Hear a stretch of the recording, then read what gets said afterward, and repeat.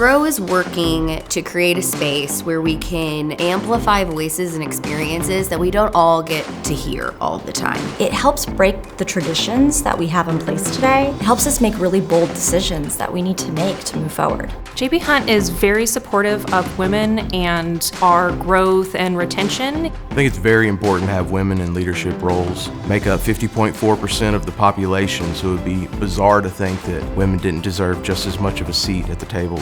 But I think we take good care in understanding the inclusion of needing women in those roles to make sure there's representation at each table. We can't talk about women and the contributions women have made without talking about Mrs. Hunt. The fact that she takes a full ownership into this company, I think, is the reason why we have the ERGs. If we didn't, it would be a deficit in our culture. We're hearing about these women in this field. They have thrived in a way that I don't think we would have done with just one perspective.